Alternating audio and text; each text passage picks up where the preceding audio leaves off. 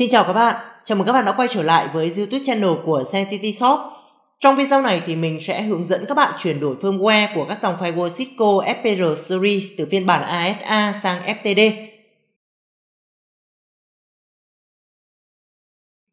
Dòng Firepower FPR Series bao gồm tất cả các dòng FPR 1000, 2100, 3100, 4100 Series sẽ có hai loại firmware là ASA và FTD. Với firmware ASA thì các bạn sử dụng ASDM để cấu hình tương tự như dòng firewall cũ. ASA chỉ hỗ trợ firewall cơ bản, nghĩa là các bạn chỉ lọc được dựa trên địa chỉ IP, MAC và port dịch vụ, không có các tính năng về Threat Defense. Còn nếu các bạn cần các tính năng yêu cầu license như antivirus, lọc ứng dụng, lọc web, IPS thì các bạn sẽ cần phải chọn sang dòng FTD. Khi đặt hàng các bạn sẽ thấy có hai mã khác nhau tương ứng với hai firmware khác nhau. Ví dụ dòng FPR 1010 sẽ có hai mã là FPR 1010 ASA-K9 chạy firmware ASA và FPR 1010 NGFW-K9 chạy firmware FTD. Trong trường hợp các bạn không sử dụng các license liên quan đến Threat Defense thì các bạn sử dụng phiên bản nào cũng được, tùy theo chúng ta đã quen với nền tảng nào.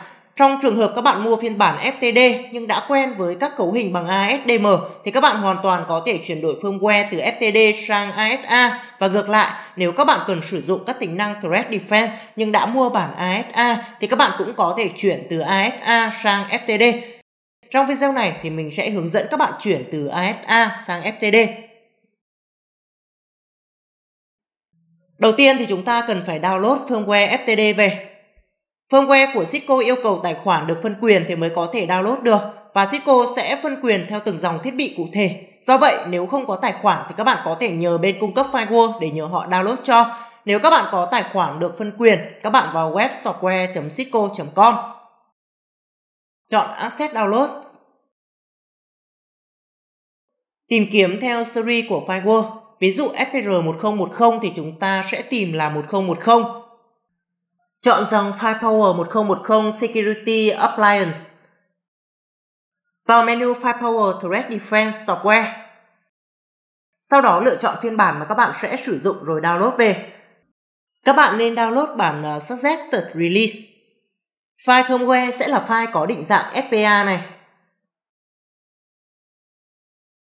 Để chuyển đổi firmware trên firewall thì các bạn cần sử dụng các console chuyên dụng để thao tác trên CLI. ASMD sẽ không hỗ trợ.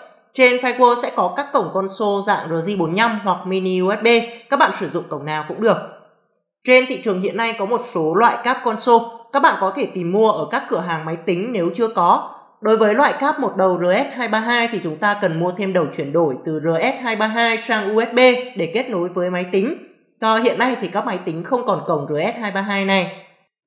Cáp console mini USB cũng là cáp chuyên dụng, do vậy nếu các bạn sử dụng cáp sạc điện thoại giống như này thì có thể sẽ không sử dụng được. Các bạn cần mua cáp là cáp console.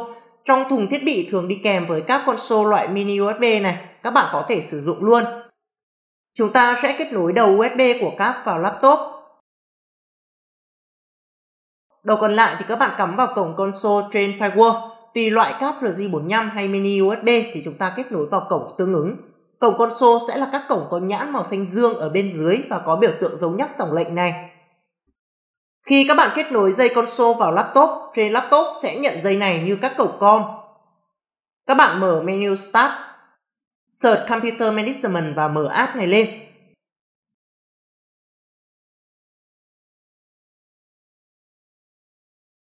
Các bạn có thể kích chuột phải vào Zip PC rồi chọn Manage cũng được.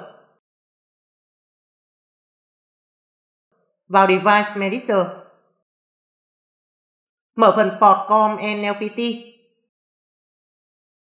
Tìm cổng com của các console. Nếu có nhiều cổng com mà các bạn không xác định được cổng nào thì chúng ta có thể rút dây console ra và cắm lại. Cổng nào mất đi thì đó là cổng com cho các console. Như của mình là com 3. Sau đó thì sử dụng phần mềm Terminal để truy cập vào firewall. Phần mềm Terminal các bạn có thể sử dụng Putty, Teraterm, Mobile Xterm, Secure CRT đều được. Mình sẽ sử dụng Putty. Serial port chọn com 3. Speed mặc định của tất cả firewall là 9600.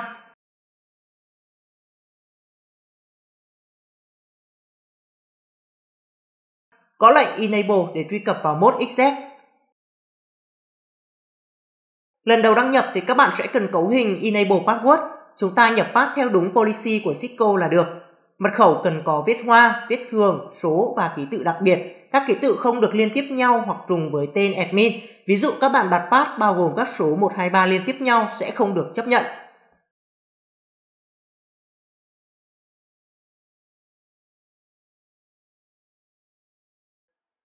Như vậy là chúng ta đã truy cập được vào mode exec của firewall chạy firmware ASA.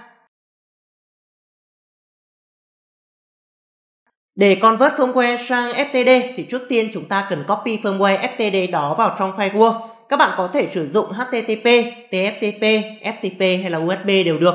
Với các giao thức truyền file thì các bạn sẽ cần phải cấu hình sao cho thông mạng giữa laptop và firewall. Phần này sẽ liên quan đến cấu hình firewall. Chúng ta có thể cấu hình kết nối với cổng Insight hoặc MGMT, miễn sao các bạn có thể ping được từ laptop vào firewall và không có rule chặn các giao thức sử dụng là được.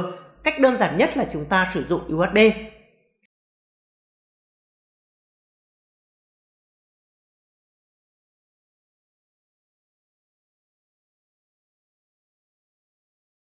Trước tiên các bạn cần format USB về định dạng FAT32 để firewall có thể đọc được. Copy firmware vào USB.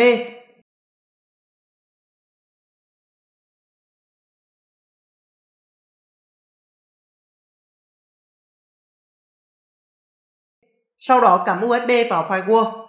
Trên firewall sẽ nhận USB là disk 1. Để kiểm tra xem firewall nhận USB hay chưa thì các bạn sử dụng lệnh dir disk 1 2 chấm.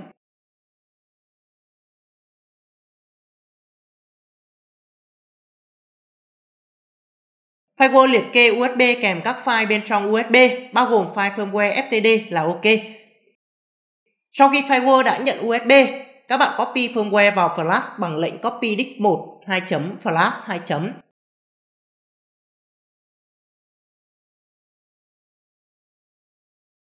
Nhập tên firmware vào. Các bạn có thể bôi đen tên ở phía trên rồi kích chuột phải là được. Nhấn Enter để giữ nguyên tên file. Các bạn chờ cho firewall copy và kiểm tra file. Nếu file không bị lỗi thì firewall sẽ copy vào flash.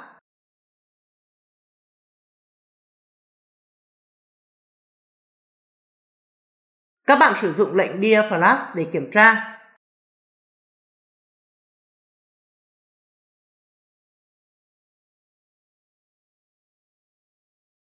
Sau khi copy xong, các bạn vào mode config.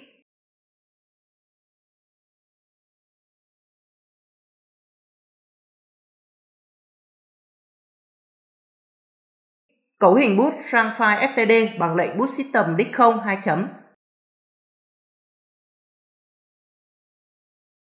Phía sau là tên file firmware FTD.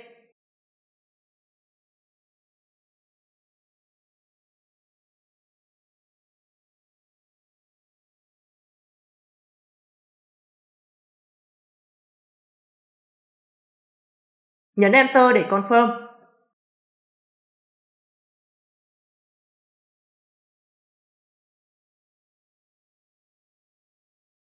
Sau khi firewall hiện màn hình đăng nhập là chúng ta đã boot được vào firmware FTD. Các bước tiếp theo để cấu hình firewall Cisco phiên bản FTD thì Sanctity Shop đã có video hướng dẫn rồi. Các bạn có thể tham khảo trên YouTube channel của Sanctity Shop nhé. Ok, như vậy là mình đã hướng dẫn các bạn chuyển đổi firmware của các dòng firewall Cisco FPR Series từ ASA sang FTD. Nếu các bạn có thắc mắc hay góp ý nào thì hãy để lại comment để mọi người cùng trao đổi nhé. Và đừng quên like, share cũng như là subscribe để ủng hộ mình nhé. Cảm ơn các bạn.